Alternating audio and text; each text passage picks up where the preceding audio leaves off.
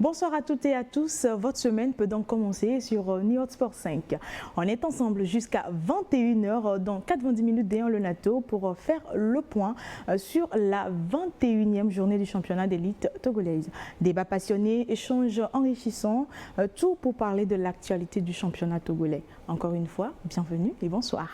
Au plateau avec moi, Jacques Otto qui est avec nous. Bonsoir. Bonsoir Glory, et bonsoir Eli et bonsoir Dodo. Bonsoir à tout le monde. Bonsoir. Edem Aziadou également qui est juste à côté de vous. Comment vous allez? Gloria, toujours radieuse. Merci, c'est gentil. Un plaisir immense de repartager ce plateau avec toi. Super. Avec les deux confrères. Merci. Elia Tikpo également qui fait partie de cette danse. Bonsoir. Bonsoir Gloria, bonsoir à tout le monde. Radieuse. On en parle. On en parlera après, mais pour l'instant, chers messieurs, je vous propose le sommaire avant le début des débats. Doumé continue par sombrer dans ce championnat. Battu copieusement 3-0 par les collecteurs d'impôts en ouverture de la 21e journée, les tam-tams parlants sont sur une inquiétante série de 12 matchs sans victoire, ce qui semble les condamner à une éventuelle descente en division inférieure. Quant au derby de la Cosa, elle a déçu plus d'un. Asco et ASK se quittent sur un score de 0-0 sans éclat. Ce résultat n'est pas sans conséquence pour les deux clubs. Asco chute à la 7e place, tandis que l'ASK perd son fauteuil de dauphin, désormais 3e. Avec la Lonato, passez de bons moments foot avec le championnat D1 Lonato. Lonato, acteur majeur du développement du football togolais. De bons moments foot avec le championnat togolais, ça commence maintenant. On va commencer avec cette rencontre. Espoir FC qui a mis fin à une série de 3 matchs sans succès ce dimanche en s'imposant 1-0 à domicile contre le CDF Aknour. Une victoire qui doit sûrement faire du bien au moral. Ah bah oui, c'est forcément du bien pour Espoir de Zion. Depuis un certain temps, ils étaient dans les durs. Ils ont frôlé aussi de se rapprocher un peu de la zone rouge. Oui. Même si il y a du mieux, je ne pense pas qu'ils soient mathématiquement sauvés. Oui, hein, ils sont mathématiquement sauvés, ok.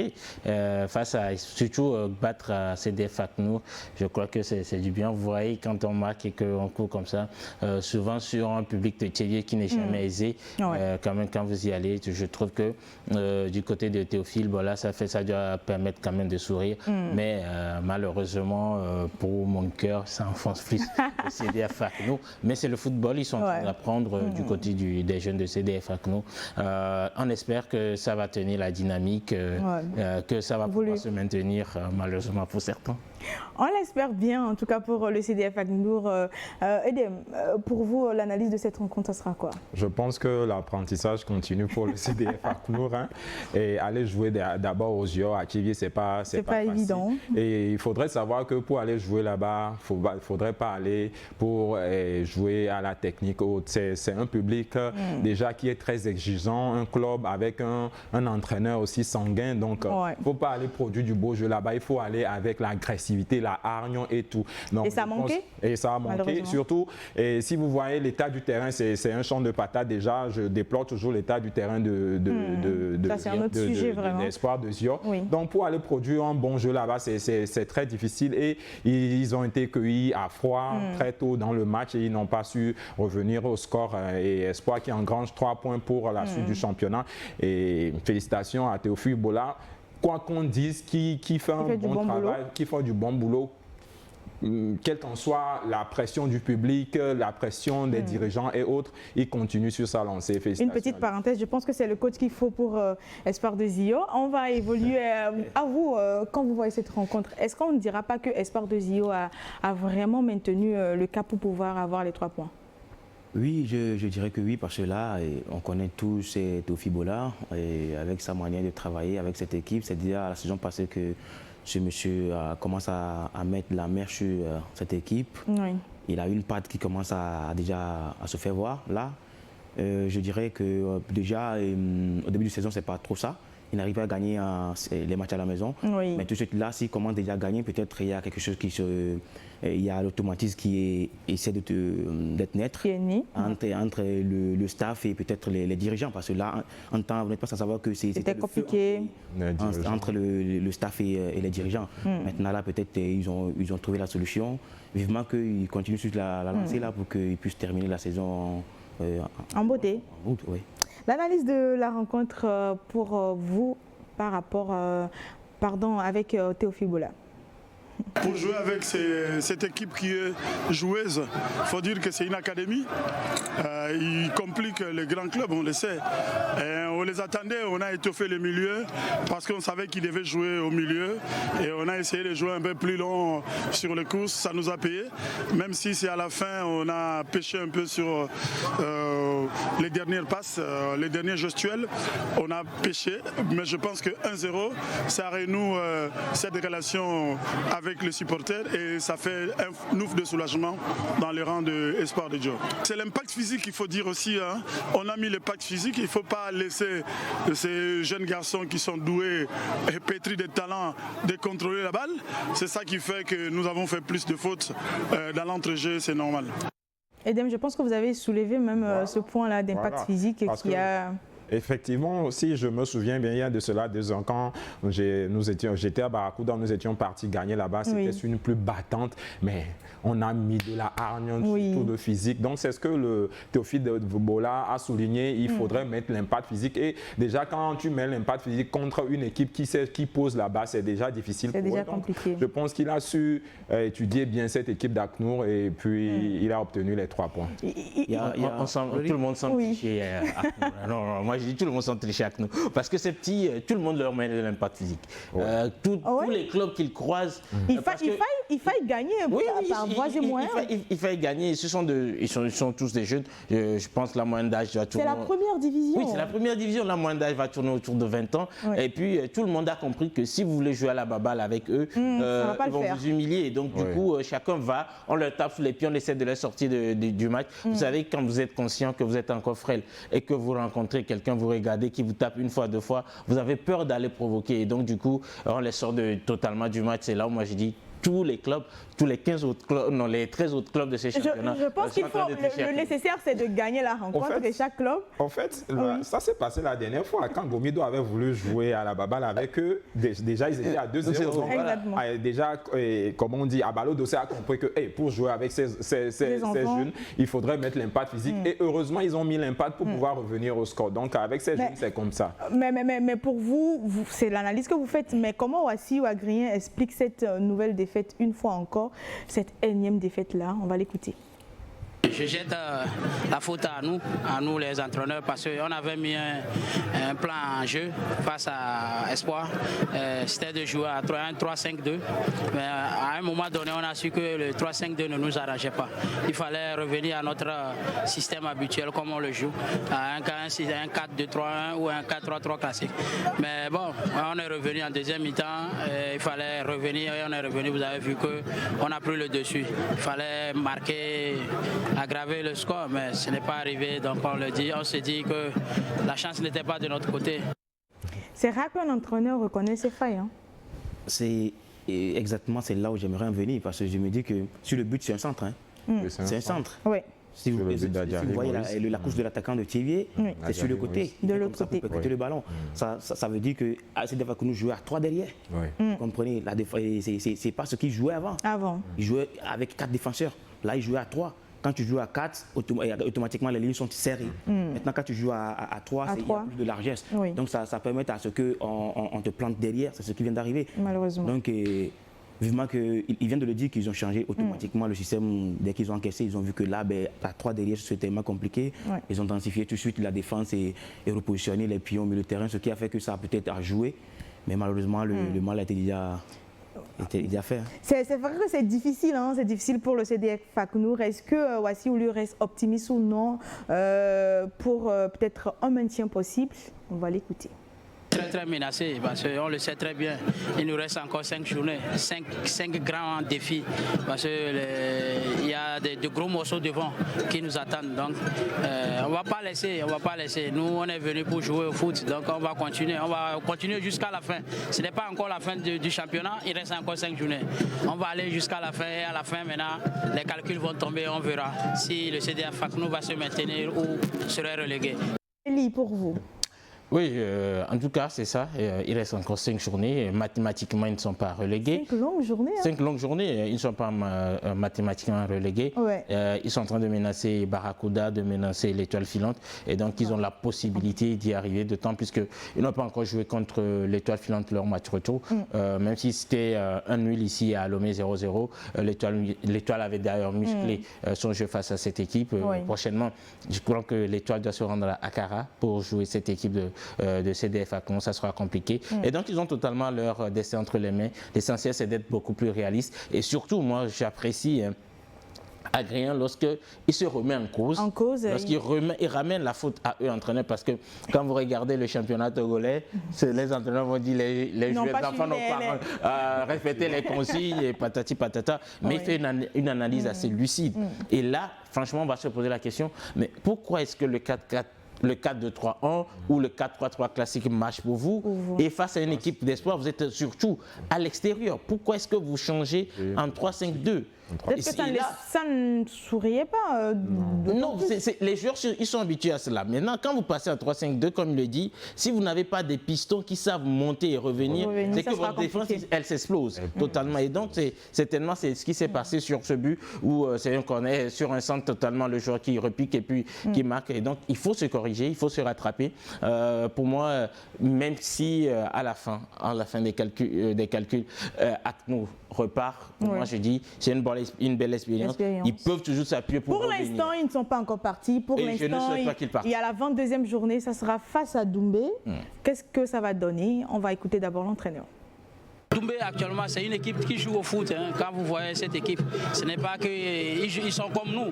Vous voyez, ils jouent bien, mais ils perdent à la fin. Donc, c'est une équipe qu'il faut prendre au sérieux, très très au sérieux, pour pouvoir avoir ces 3 points pour se rapprocher, au moins se rapprocher du maintien.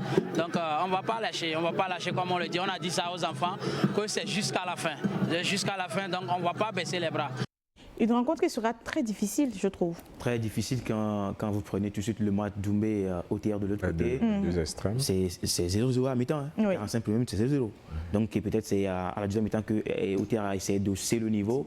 Et comme il est leader actuellement, il se dit que nous sommes des leaders, il fallait que maintenant on joue face aux petits poussés du championnat. Donc ils ont mis le paquet, ça a payé. Comme vient de le dire Elie, félicitations à ce jeune entraîneur. Je me dis qu'au début du championnat, ses discours, c'était pas ça, mais on lui avait parlé avec des petits conseils par-ci par-là, il s'est retenu. Maintenant, il attire carrément les défauts vers lui, et c'est ça qui va lui permettre maintenant de grandir. De mieux corriger également. De corriger les erreurs. Donc, vivement qu'il trouve vite la chimie pour que les derniers matchs.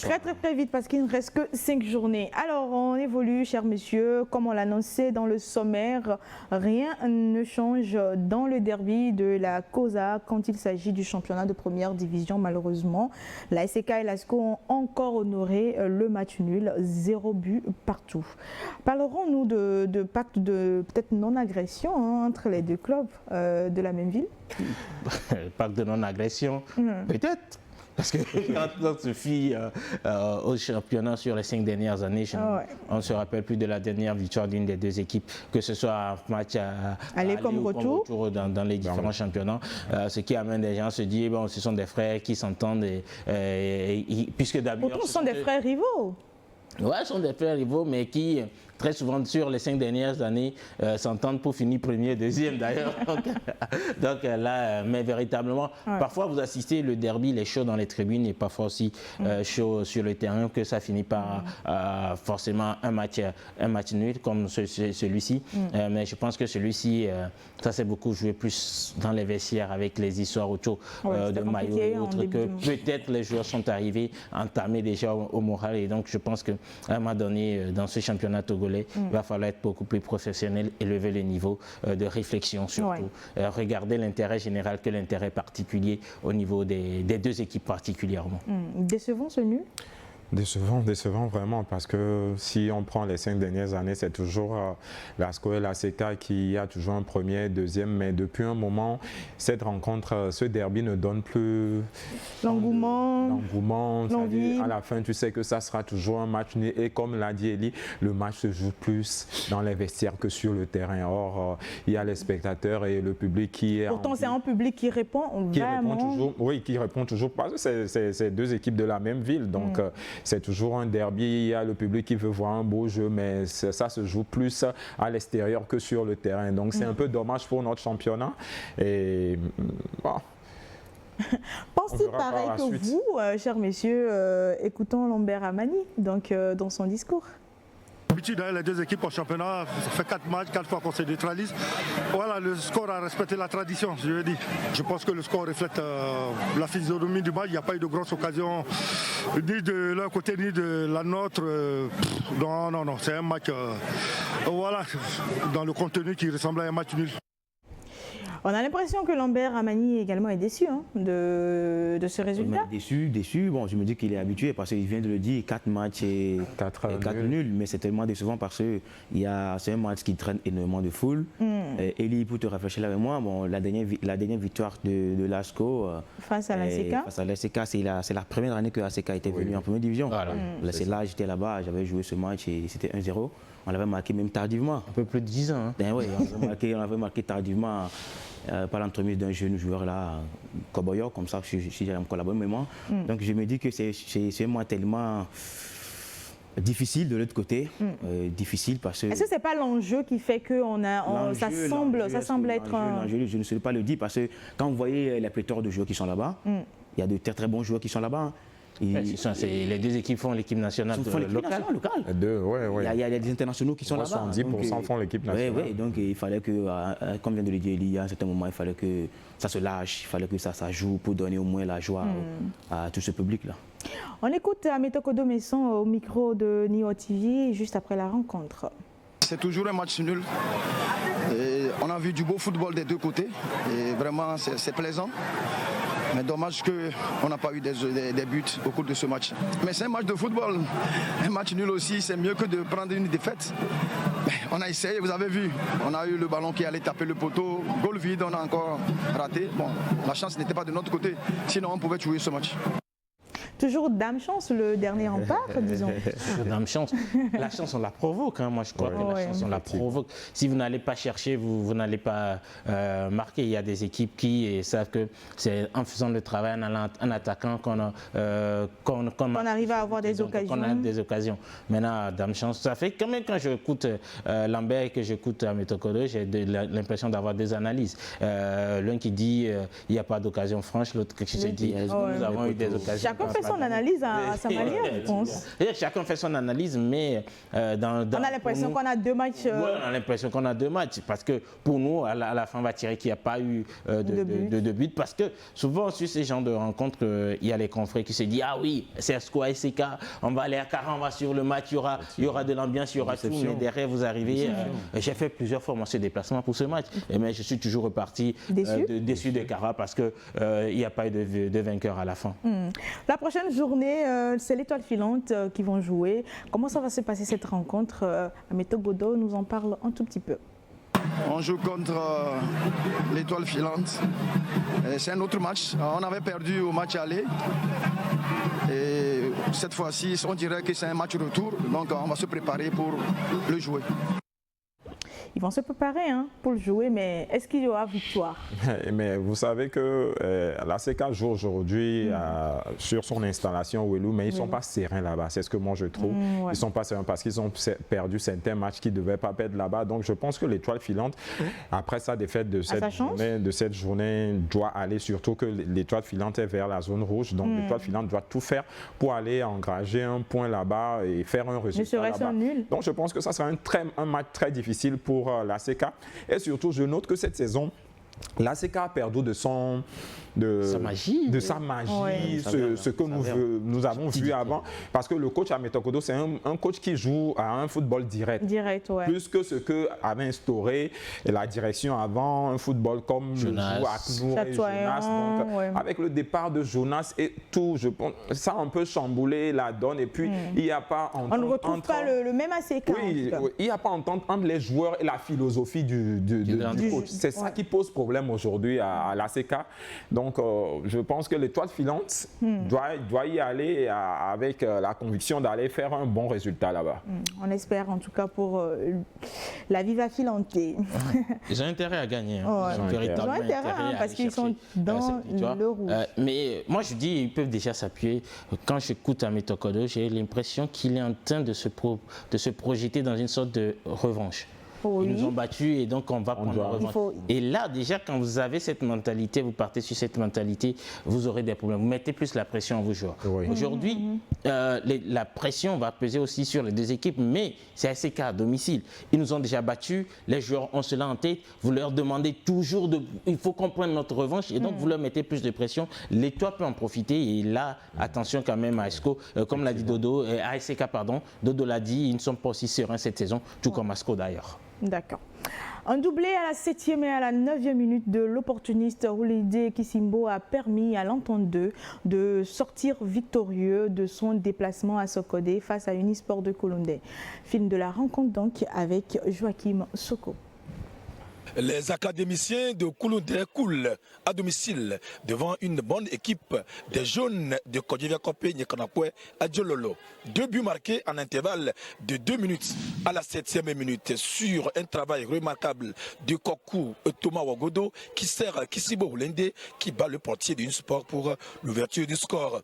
2 minutes plus tard, sur cette touche de Tchediko César récupérée par Wagodo Thomas qui lui retourne, celui-ci centre et trouve la belle tête bien placée de Kisimbo pour le doubler. Unisport se réveille. Coup franc de Kwasi Georges directement sur le gardien de l'Entente 2. Kisimbo avait la possibilité de signer son triplé, mais son tir passe au-dessus de la barre est transversale. La dernière action de la première partie est à l'actif d'Unisport, mais la tête de Abdoul Djalilou Ouro envoie la balle au-dessus de la barre transversale. Unisport revient en deuxième partie avec beaucoup plus d'ambition de scorer. Sur cette action, le coup de tête de Abdoul Hakimou Alarou n'inquiète guère le portier de l'Entente 2. L'entrée en jeu de Mohamed Kassim Touré donne un plus dans le jeu, mais sur cette action, son tir passe largement au-dessus de la barre transversale. Unisport continue cette tentative. Le tir de loin de Marouane Boukari est capté par le portier de l'Entente 2. Sur ce coup franc, Victor Noukavou de l'Entente 2 avait la possibilité de corser l'addition. Unisport multiplie des occasions, à l'instar de ce coup franc de Ourobore Rafik qui ne donne rien. Et sur cette occasion ratée, 0 pour Unisport, 2 pour Entente 2, score final.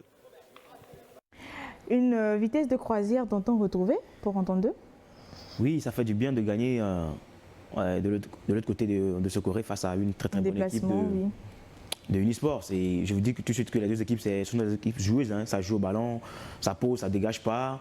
Mais le souci est que quand tu prends l'équipe de Unisport, ils sont un peu plus faiblis dans la chaîne défensive. Ça ne joue pas, ça ne communique pas, c'est pas hargneux comme ça doit l'être. Donc vivement s'ils veulent aller jouer le titre, et ça il fallait que le coach Taouraway essaie de régler ces petits soucis parce que là, c'est un peu plus difficile d'encaisser 2 buts en 2 minutes. Et quand tu veux réellement jouer le titre, et ce sont des petits trucs à corriger.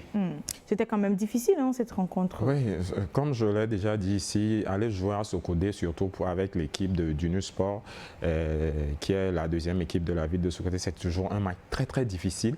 Et je pense que l'Entente 2 a gagné ce match déjà en rentrée de jeu. Ils ont cueilli à froid l'équipe d'Unisport qui n'a pas su revenir au score.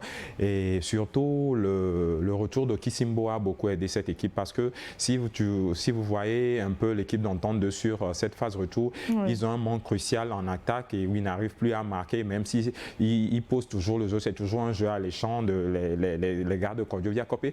Donc je pense que le retour de Kisimbo, l'ex-sociétaire de Togo, qui avait fait les poules de la Champions League, la seule équipe du Togo qui est devenue aujourd'hui Barracuda, je pense que son retour a été très bénéfique pour cette équipe d'Entente 2 et félicitations à eux et vivement qu'ils continuent sur cette lancée parce qu'ils veulent toujours terminer dans les 3 premiers du championnat selon l'entraîneur, donc ils doivent engranger les points parce qu'il reste déjà 5 journées, hein, donc il y a 5 finales pour eux pour revenir au... 5 finales sans compter aussi la finale des autres clubs également dans le même championnat, donc ça sera un peu dur, mais bon, on verra bien. L'analyse de Kofi Nyanika après cette rencontre nous intéresse. On ne peut que se réjouir de cette précieuse victoire. On n'a fait que remettre la monnaie d'échange. Vous saviez, il y a de cela quelques mois, la phase aller. Ils sont venus nous dicter la loi à Lomé. Donc c'est une occasion. Et vous savez aussi que l'entente depuis un certain temps, n'a pas encore retrouvé Saint-Mandant. Je pense qu'on vient d'étaler un bon football ce soir. On ne va pas créer victoire quand même, mais c'est un jeu plaisant des deux côtés. Et l'équipe en face n'a pas non plus démérité. Si on vous remet une monnaie comme ça, c'est que c'est compliqué. Hein? Ah oui, et de toute façon, l'entente avait besoin de gagner, de reprendre confiance parce que sur cette phase retour du championnat, on sait qu'ils sont totalement dans le dur, hein, l'étoile filante. Et donc, Dodo l'a souligné très bien, l'étoile filante, l'entente 2, s'il vous plaît, avait besoin d'avoir un attaquant en fixation parce que habituellement, c'est de faire entrer Gazozo, de faire évoluer parfois Mukafou Victoire en neuf. Ça ne le permettait pas véritablement d'être assez productif. Et donc là, 2 buts en 1 minute ou en 2 minutes, ouais, ça arrive.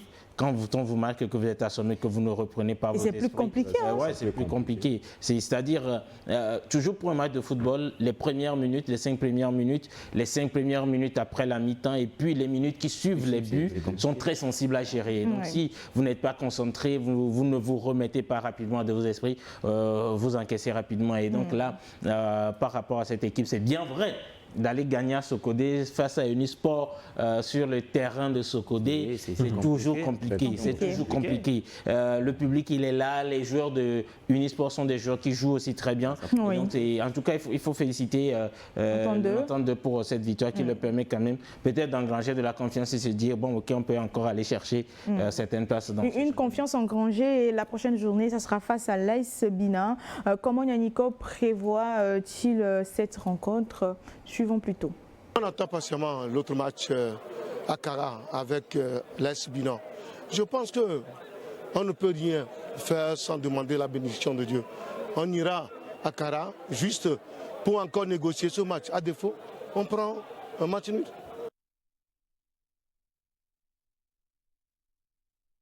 Il a raison. Les points sont tellement chers. Ce sont des points tellement vitaux, même du sommet du classement. Et tout le monde peut couler à n'importe quel moment. Donc ils se disent qu'ils vont aller là-bas chercher peut-être les 3 points. Au pire des cas, revenir avec 1 point. Mais pas de défaite. Pas de défaite, faire un déplacement sur le nord, prendre 4 points avant de revenir à Lomé. C'est tout bénéfice. Oui, c'est tout bénéfice. Alors, depuis qu'eux, ils ont perdu le fauteuil du leader, je parle bien sûr de Unisport, ça souffle du chaud, du froid.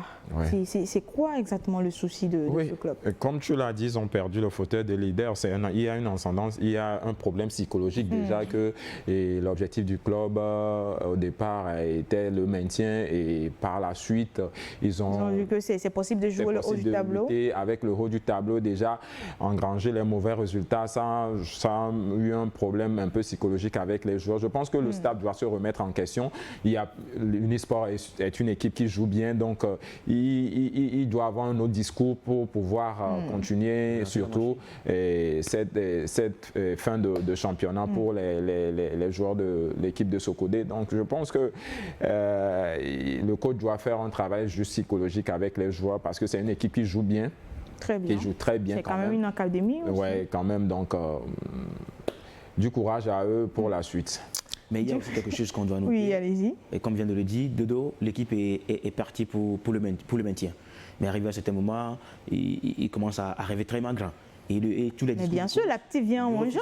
Tous les discours du coach, c'est maintenant d'aller sur le continent. Mais maintenant, tout de suite, comme ils sont en train d'être un peu plus. De regresser à leur place. C'est maintenant au coach de refaire maintenant son speech, son discours, de dire aux enfants que tout n'est pas encore fini. Même si on ne peut pas décrocher le titre, il fallait au moins qu'on se replace au moins au haut du tableau pour que peut-être la saison prochaine, on va essayer de surfer sur ce dynamisme-là pour faire une bonne saison. Voilà, je pense que Unisport, ça a été toujours comme ça quand ils sont arrivés. Depuis qu'ils sont arrivés en première division. C'est une équipe qui joue. Qui arrivent, qui vous pensez qu'ils vont arriver sur le continent. Ils restent au ventre. Ils ne veulent plus aller sur le continent. Il est arrivé sur des saisons où ils étaient deuxième, ils pouvaient aller sur le continent. Ils ont refusé de jouer les 2 dernières journées pour que d'autres équipes passent. Comme malheureusement l'entente de la saison dernière aussi, c'était un peu pareil. C'était ça. Est-ce que véritablement l'ambition du club reste d'aller en Coupe continentale? Ce n'est jamais une ambition affichée. Ce n'est jamais une ambition affichée pour eux. On reste en première division. On sait que les premiers rôles, le continent, c'est ASCO, c'est ASIK, c'est ETR, c'est Barracuda. Ce sont les clubs habituellement qui cherchent, et dites entre-temps, qui cherchent le continent. Et donc, du côté de Unisport, pour moi, ils sont dans leur tradition habituellement. Ils vont finir au maintien, 3e, 4e, 5e, et puis voilà, la saison reprend tranquille. Eli, si vous me permettez, autant pour moi. On va écouter Abdelaziz Ali, l'un du staff d'Unisport également, qui a fait l'analyse de cette rencontre. Si je vais dire ce qui n'a pas marché aujourd'hui, c'est que nous avons travaillé pendant très longtemps par rapport à la finition, par rapport à l'organisation défensive. Donc voilà, aujourd'hui on a perdu. On a noté ce qui n'a pas marché et nous allons rendre compte. Avez-vous noté également ce qui n'a pas marché? Ce qui n'a pas marché. Alors qu'il y a une organisation défensive qui ne marche pas trop. Donc lui-même il l'a souligné. Donc, ça veut dire que quand il arrive à souligner, ça veut dire que c'est plus facile de corriger finalement face aux autres clubs. Une chose est de souligner, mais une chose est d'avoir la possibilité. Les solutions pour ça. C'est ça, c'est justement ça. Peut-être vous allez remarquer que peut-être l'organisation défensive n'est pas ça. Peut-être parce qu'il y a un joueur qui est blessé, il y a 2 joueurs, mais vous n'avez pas d'autre solution. Sur le banc, c'est compliqué. Mais vous êtes obligé de faire avec. Oui, c'est à eux d'analyser, de pouvoir se remettre en selle parce que le championnat, ça va vite. Il peut prendre 3e but sur l'action devant Daniel Kissimbo. Il devait juste contrôler son ballon et frapper fort au second poteau. Dans la précipitation. Je pense juste que Unisport doit prendre match par match, sans pression. Et terminer les 5 matchs. Ils ont déjà le maintien qui est presque assuré. Donc match par match, je pense que ça devrait aller. Il n'y a pas de pression. Bolesso en déplacement domine Étoile Filante sur un score de 2-0.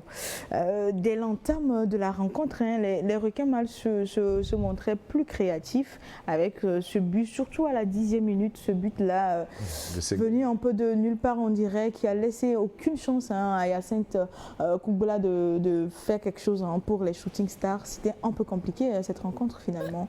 Compliqué pour les Shooting Stars, ça devient compliqué pour eux, tout comme d'ailleurs ACNO, ça fait les 2 équipes qui sont venues en première division. Et qui sont en train de se challenger pour voir qui reprend l'ascenseur pour partir. C'est compliqué pour l'Étoile parce que ce match, je pense que l'Étoile devait éviter de perdre ce match et de prendre un peu plus de distance par rapport à la zone rouge, mais malheureusement ça ne s'est pas fait. C'est face à Bolesso qui aussi est une équipe impérieuse quand même. Qui montre l'envie de jouer sur le continent, on a l'impression. Oui, mais véritablement, je ne pense pas qu'il puisse arriver sur le continent, cette équipe. Bon, en tout cas, il reste des journées. Mais je crois que l'Étoile Filante a pêché, pour moi, totalement. L'Étoile Filante a pêché sur ce match. C'est vrai, le premier but arrive un peu plus tôt. L'Étoile Filante aurait dû pousser pour aller chercher l'égalisation. Mais peut-être parfois en poussant trop, vous laissez des espaces derrière. Oui, et je pense qu'ils ont poussé dans cette rencontre, mais la charnière défensive également de Bolesso était à son bon niveau. C'était un peu compliqué. Vous savez que si vous connaissez ou avoir travaillé avec le coach Noutoudien, il s'inspire de ça surtout. Et je pense que la bataille de ce match, le coach Noutoudien l'a vu, l'Étoile Filante, c'est une bataille au milieu de terrain. Et il a mis Aoudor de l'ex et Dito, quand Dito jouait avec les civils, qui est un très très bon joueur. Il a mis avec l'Ivoirien et Abdoul au milieu pour pouvoir gagner déjà la bataille. La bataille du milieu. Ils l'ont ont gagné. L'Étoile filante a une bonne charnière. Hein. L'Étoile filante, pour moi, l'Étoile filante est une équipe qui pose toujours le jeu. Bien sûr, mais je parle bien sûr de cette rencontre-ci. Ils avaient eu des difficultés. Je ne sais pas trop si c'est parce qu'il y avait eu un problème de milieu avec eux ou la bataille du milieu était déjà la bataille du milieu était gagnée par Bolossou parce qu'il savait que pour battre l'Étoile filante, il devait gagner la bataille du milieu. Je pense qu'il a su bien étudier cette équipe. Et notons que je l'avais déjà dit, comment on dit, Bolossou et l'Espoir, ce sont deux équipes avec ce sont deux équipes. Il faut aller chercher pour les gagner dans ce championnat, c'est un peu difficile parce qu'ils mettent l'impact physique. Et déjà, il y a un entraîneur. Si toi, tu n'es pas physique. Je pense que c'est les deux équipes aussi qui ont les difficultés à jouer à domicile. Donc, éclore également quand ils sont en déplacement, c'est plus simple. Oui, voilà. Donc, je pense qu'ils ont cueilli à froid l'équipe de l'Étoile filante très tôt dans ce match avec un bon joueur sur le flanc, Segbenia, qui est un bon joueur vivoltant. Et l'Étoile filante ne s'attendait pas à ce but et ils ont tout fait pour revenir au score, mais ils n'ont pas pu. Et ils ont encaissé surtout à la dernière minute de jeu qui les a un peu plombés. Puis, l'Étoile, à un moment donné, on a compris aussi que leur phase offensive, ça s'appuie essentiellement sur Urobori Arissou. Donc, à un moment donné, tout le monde essaie de lui taper les pieds aussi, de le coincer, et ça désorganise un peu le jeu de l'Étoile filante. Il va falloir que cette équipe, cette équipe de l'Étoile filante se ressource véritablement, parce que je pense que quand on regarde leur liste au début de recrutement, ils ont assez de joueurs, mais pratiquement tous sur les mêmes joueurs. C'est compliqué, les joueurs sont assez fatigués. Et je pense qu'il faut chercher à savoir qu'est-ce qui ne va pas du côté de l'entente et de l'Étoile filante par rapport à son effectif véritablement. On va ensemble écouter les mots de Maurice Ntoudjian après la victoire. Oui, 2-0 à l'extérieur face à l'Étoile filante. L'Étoile filante est en mal, mais quand même, gagner en cette année au moment du championnat, c'est une bonne chose. Aujourd'hui, on a vu quand même cette baraka de mettre encore second but à la dernière minute. Ce que l'Étoile filante a l'habitude de faire avec les équipes, essayer d'égaliser. Et aujourd'hui, on a su garder défensivement, on a été défensivement solide, et puis à la clé, on a marqué nos buts. L'arroseur a arrosé, on dira. L'arroseur a arrosé, vraiment. Dira-t-on finalement dans cette équipe de Bolossou. Alors, l'Étoile filante également, il y a eu le ressenti, on va écouter le ressenti de Samuel Gallet dans cette rencontre juste après. Amer, d'autant plus que nous jouons sur nous aujourd'hui. Nous avons la ferme intention de faire un bon résultat, du moins, au pire des cas, prendre un point. Mais force est de constater que voilà, nous sommes passés encore d'une opportunité pour grimper dans le championnat. Surtout aujourd'hui, il faut reconnaître que l'adversaire en face était difficile à manier. Mais on avait eu aussi nos moments forts, surtout les occasions qu'on s'est procurées. Et une fois encore, il faut reconnaître qu'on n'a pas mis au fond des filets. Le foot, ce n'est pas seulement de jouer, mais c'est de marquer un but plus que l'adversaire. C'est ça qui nous a encore manqué aujourd'hui. Et ce n'est pas toujours évident de pouvoir marquer un but plus que l'adversaire, c'est un peu difficile parfois. Un peu difficile, l'adversaire, cet adversaire de Bolossou. Et c'est une équipe qui est là, c'est toujours les mêmes joueurs, hein. Il y a c'est là 5 ans, c'est toujours les mêmes joueurs. Il y a seulement 2 recrues, 3 recrues, donc ils se connaissent. C'est une bonne charnière. Oui, ils se connaissent depuis, et avec le discours de l'entraîneur et la ferveur de leur public et tout, de leurs supporters qui se déplacent à chaque déplacement de cette équipe. Je pense que l'entraîneur l'a dit, c'est une équipe qui a été très difficile à manier, et puis Savant Desouza aussi qui n'a pas su retrouver le chemin des buts, qui est un peu peiné dans ce match rapport, parce qu'il y a une, comme tu l'as dit, il y a une très bonne charnière à Bolossou. Donc, voilà. En tout cas, pour moi, du côté de l'Étoile filante aujourd'hui, je pense qu'il y a eu, depuis le début de la saison jusque-là, un petit problème au niveau de l'organisation de l'équipe et puis du staff. Parce que quand on essaie de se rendre un peu compte que le recrutement a été un recrutement assez dense, mais le changement de staff et tout qui est intervenu n'a pas permis peut-être d'avoir une certaine continuité pour certains joueurs. Et pour moi, ça pose un réel problème général dans le football togolais en fait. Parce que dans les équipes, généralement, on n'a pas une direction sportive, on laisse tout à la charge du président, du secrétaire général et de l'entraîneur. L'entraîneur, il recrute qui il veut. Et souvent, quand on connaît nos entraîneurs au Togo, je viens avec Gloria parce que c'est mon joueur qui m'a suivi de l'EPP Djarpanga jusqu'à le lycée de Tokoin. Et donc, je viens avec lui.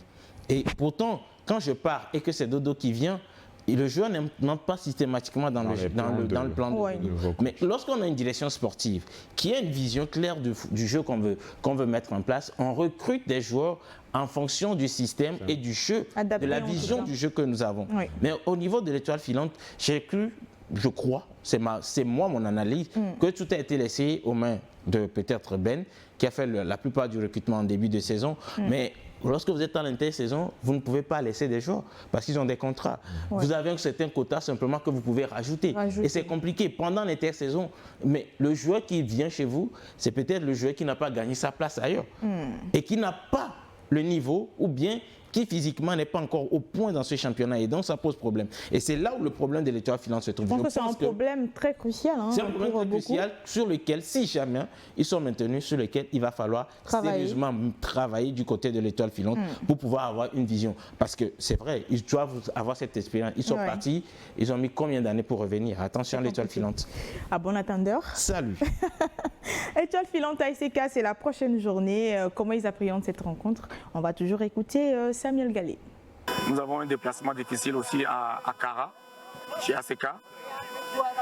Mais je connais bien le football, j'ai l'expérience. Je sais que le match d'aujourd'hui, le match d'hier n'est pas celui qui a à venir. Donc nous allons affûter nos armes.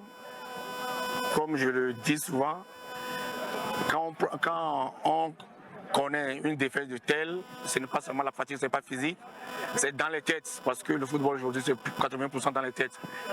Je vais essayer de remobiliser la troupe, de leur parler et surtout, ce qui est bien dans notre situation, c'est pas qu'on dépend d'une autre équipe.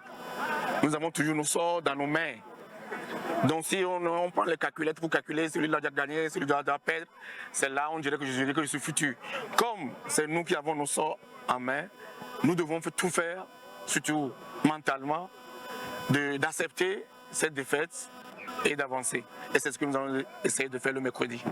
Jacques, si l'étoile filante ses sorts entre ses mains, ça veut dire que c'est plus facile encore de pouvoir véritablement avancer, de gagner peut-être les 5 rencontres à venir? Oui, normalement, c'est réel, c'est vrai, parce que quand tu as ton dessin en main, c'est à toi maintenant de travailler. Et travailler normalement sur ce qui n'a pas marché, et ce qui a marché déjà, il fallait que tu l'améliores. Ce qui n'a pas marché, il fallait que carrément que tu travailles sur ça pour que tu puisses te sauver. Donc, vivement que la solution soit trouvée. Merci. L'opposition Doumbé FC AS OTR au stade Welou a tourné à l'avantage des collecteurs d'impôts qui ont corrigé leur adversaire sur un score de 3-0. Est-ce qu'on dira que c'était prévisible cette victoire, Edem? Nous sommes avec le DIAB, c'est-à-dire le distributeur automatique de but, Doumbé.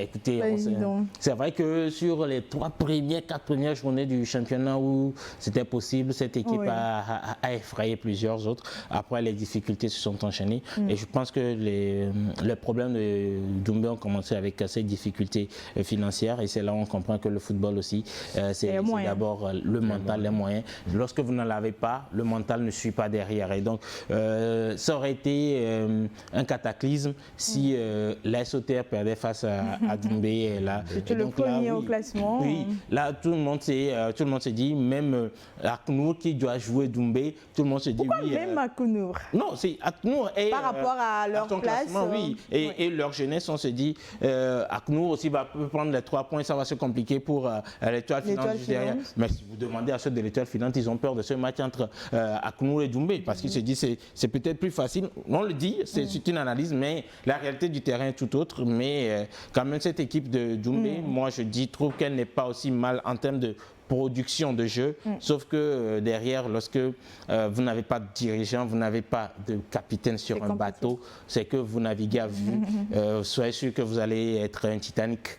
Vous rougissez, hein? Oui, parce que et ça fait pitié parce que quand vous voyez ces jeunes qui se démerdent, parce que l'équipe de Doumbé, c'est carrément les jeunes, les jeunes du quartier qui se connaissent, qui prennent beaucoup de plaisir pour jouer parce que le foot avant tout c'est du plaisir.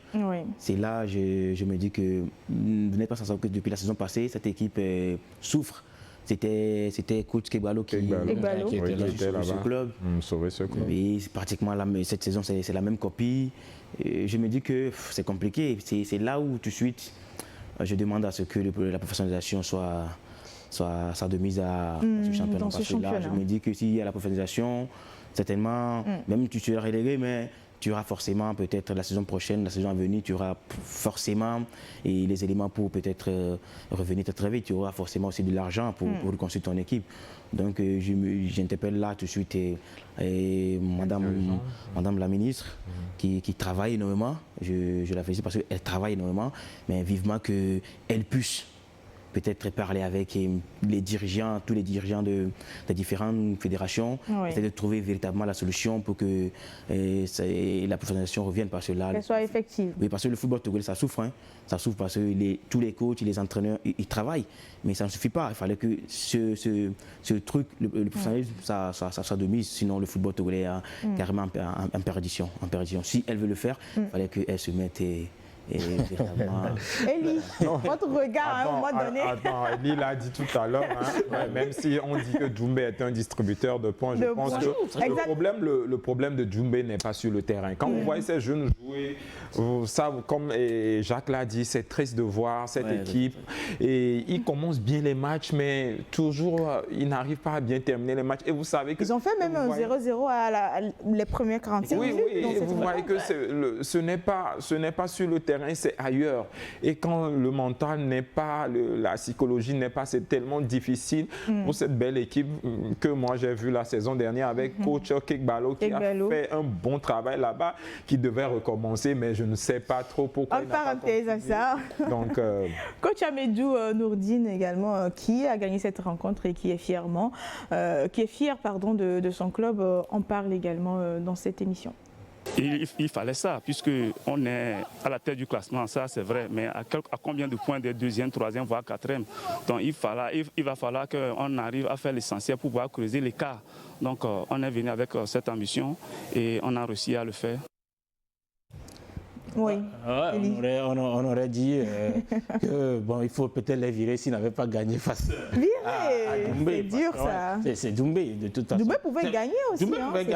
Djoumbé pouvait gagner, mais tout le monde sait qu'au départ, pour affronter Djoumbé, vous avez déjà un avantage psychologique sur eux. Donc du coup, c'est plus facile, d'autant plus que vous êtes la sauterre. Vous ne manquez pas de moyens, vous ne manquez pas de joueurs, et donc c'est tout à fait normal. Voilà, lui-même, il n'arrive pas à faire une véritable analyse de ce match parce qu'il n'y avait rien à faire véritablement sur ce match. Maintenant, sur Doumbé, je pense qu'au-delà de tout, Jacques l'a dit, mais pour moi, c'est une volonté politique qui manque dans ce pays parce que c'est le club qui se déplace énormément. À chaque journée, au mieux c'est à Kara. Ça fait au moins minimum 200 km parcourus par ce club. On parle de la professionnalisation. Peut-être c'était le cheval de bataille de Lydie Bessie-Camon.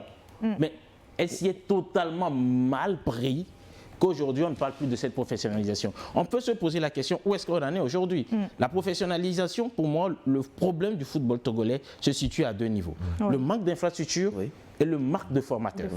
Voilà les deux niveaux auxquels il faut commencer. S'il faut aller commencer cette professionnalisation, essayons dans chaque région, je ne dis pas dans chaque commune comme le Bénin l'a fait, dans chaque région, d'avoir un stade praticable permettant à chaque club de pouvoir s'exprimer là.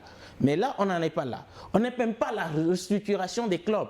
Regardez ce club Doumbé. Un président qui vient, qui fait 2 mois, qui s'en va, un autre qui vient, il n'y a aucune stabilité. Et si on n'arrive pas à permettre à ces clubs de s'organiser, on ne met pas en place un canevas pour s'organiser et qu'on entame. Bon, si on est au Togo, on commence toujours par construire la pyramide au Togo à partir du sommet. Ça ne peut pas être. À l'inverse, malheureusement. À l'inverse, c'est comme ça au Togo. Alors, courage pour l'instant, je dois dire, c'est tout ce que je peux vous dire. On va évoluer les autres résultats de cette 21e journée. À Kpalibé, les Showboys assurent l'essentiel face au cornes de la Bina. 1-0, un but matinal qui permet à Gomido de renouer avec la victoire après plusieurs journées aux résultats en demi-teinte. Et c'est sur le même score également que Tambo a pris le meilleur sur l'AC Bas Barracuda. Et ça donne un classement, le classement où on retrouve toujours l'AS OTR qui est à la première place avec 39 points. Il tient bon. Gbolesou qui, après leur belle victoire face à l'Étoile filante, se hisse à la deuxième place avec 36 points. On retrouve ASK à la troisième place avec 33 points. 10e Gomido avec 26 points, c'est un peu compliqué. L'ASC Barracuda 24 points. L'Étoile filante à la 22e point, juste avant le CDF Aknor et le Doumbé de Mango qui termine malheureusement à la 13e et à la 14e place. Un classement qui est tellement compliqué. Réaction? Oui, compliqué, beaucoup plus pour des clubs comme Barracuda et puis Étoile filante par rapport au CDF Akno, parce qu'il n'y a que 4 points entre Étoile et puis 6 points. Donc ça veut dire à deux matchs ça se joue.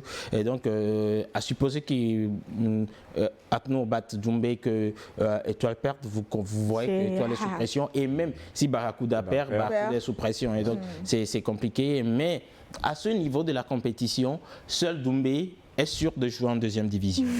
Le reste, que ce soit c'est jouable, et même dans jusqu'à la dernière journée. Gomido, Tambo, c'est serré. Même l'AS Bina. C'est totalement serré et donc ça sera chaud. Chacun aura son destin entre les mains. Maintenant, l'Étoile, ce qui est intéressant chez l'Étoile, je crois qu'il y a des confrontations directes entre l'Étoile et Akno et puis Étoile Barracuda. Et donc là, ça va permettre peut-être pour l'une des trois équipes. En tout cas, pour les trois équipes, il faille gagner les confrontations-là. C'est très important. Chacun son destin en main parce qu'il y a les confrontations directes. Après les confrontations directes, on verra qui va sortir les calculettes. On s'en remet aux calculations. Voilà. Alors, statistiques au sortir du chapitre 21 du championnat. On note 6 victoires, dont 3 à l'extérieur et un seul match nul. Les filets ont été violés seulement à 10 reprises. On voit une nette diminution de 18 buts la journée précédente à 10 buts. On voit en quelque sorte comment jouer en semaine, c'est compliqué. Oui, jouer en semaine et jouer un dimanche, un mercredi, c'est très compliqué, surtout qu'il y a les déplacements. Et ce championnat de cette année, c'est un autre championnat très compliqué. Le premier peut, après 2 matchs perdus, revenir à la 8e place, ainsi de suite. Donc, je pense que moi, j'ai plutôt aimé ce championnat quand même parce que chaque temps, c'est toujours la déjà à 5 journées, on connaît déjà notre engouement pour ce championnat. Donc, tout de suite sur le classement, j'ai essayé de jeter un coup d'œil, se trouve Asco. Je vois que Asco se trouve peut-être 8e, non? Donc, à la 7e. Donc si on fait le tableau, on dira que 7e. Donc en quelque sorte, Asco se trouve dans la deuxième partie du tableau. Dans la deuxième partie du tableau. Donc vous voyez. On n'a plus vu, ça fait belle lurette. Depuis 5 ans, ils ont toujours fini champion depuis. Bon, je ne sais pas si le président est parti avec les chances. Je l'avais dit. Et lui l'a dit, je l'avais dit, c'est que je pense que le président est parti avec l'âme de l'équipe. Est-ce qu'on va en arriver là? Non, moi, je l'avais dit que cette saison, ce serait tellement compliqué. Je l'ai dit, l'ASCO, c'est le Paris Saint-Germain du championnat togolais. L'ACK, c'est l'OM. Les deux, là, ce serait tellement compliqué cette saison. Et ça se confirme là. Virtuellement. Et je me dis que Asco est en train de perdre son titre, virtuellement, parce que là... Non, il a déjà perdu. Il a déjà perdu à 7 points, non? Oui, il doit lutter pour chercher celui qui est devant lui. À un moment donné, il y avait un discours d'Amani qui m'avait donné un peu de le moral pour dire, OK, ils ont... qu'on paye le... Mais ça n'a pas suivi, malheureusement, son discours. C'était un peu compliqué. Je tiens là tout de suite à féliciter tous les entraîneurs togolais. Qui font du bon boulot. Tous les collègues entraîneurs togolais. Ça fait du bon boulot. Comme Elie l'a dit, il faut que les formations se suivre encore. Là, on aura encore plus un bon championnat de saison prochaine. Merci. Alors, cher monsieur, sur ce classement, je suis très bien intéressé par Gbolesou. Je veux bien que ça soit Gbolesou, soit ça. Est-ce que les ambitions des dirigeants seront la même chose que tu le dis? C'est ça le petit problème. Une fois, on ne peut pas avoir Asco et ASK et avoir 2 autres équipes OTR Gbolesou, pour moi. L'entente a commencé cette phase retour. On se dit que il n'y avait rien en face. Certes, il n'y avait rien en face. Son objectif, c'est le maintien du rouge et tableau, quelque chose comme ça, c'est leur ambition. La pause s'impose à nous, chers messieurs, malheureusement. Le débat, on doit l'arrêter un tout petit peu. On va y aller, on va revenir juste pour la deuxième partie.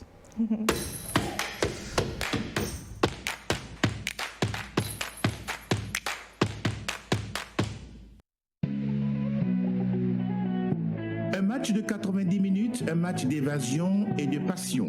7 rencontres à chacune des journées, des résumés, analyses, découvertes avec nos meilleurs consultants et acteurs du foot. Au début de la saison, je le suivais et il avait dit dans une interview que toutes les équipes sont battables. Aucun aspect ni secteur n'est épargné.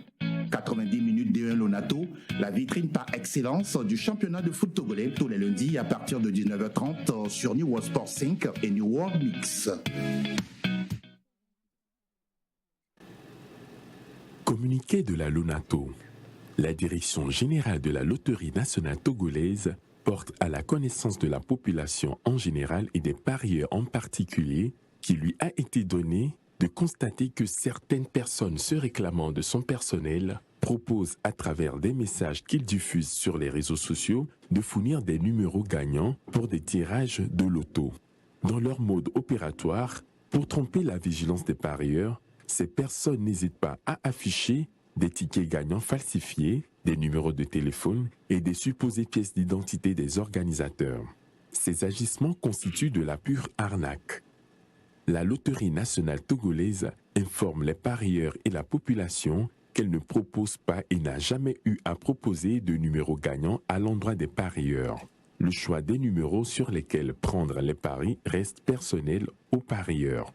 La Lonato décline toute responsabilité devant ces faits qui sont de la pure et simple escroquerie. À cet effet, la Lonato invite les parieurs et la population à une plus grande vigilance pour ne pas tomber dans le piège des arnaqueurs. Les recherches sont en cours pour identifier les auteurs de ces actes qui seront soumis à la rigueur de la loi. La Direction générale.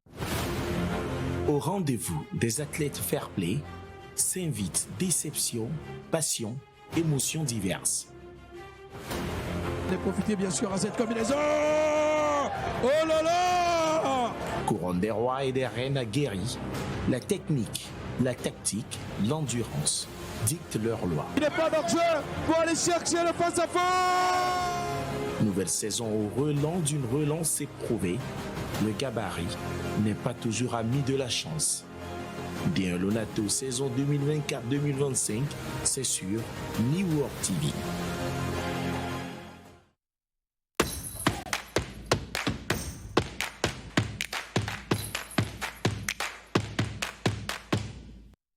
Deuxième partie maintenant, après la pause, on s'intéresse maintenant à la rubrique Fait de la journée.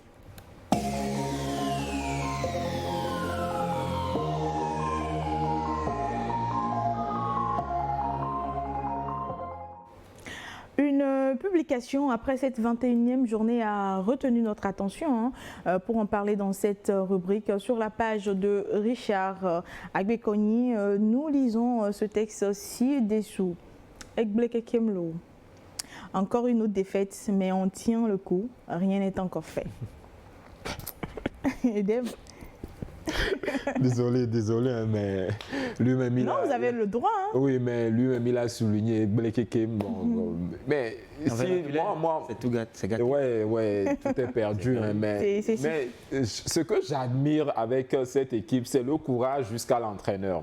Ouais, mais parce qu'il dit, mais on tient toujours le coup, rien n'est encore fait.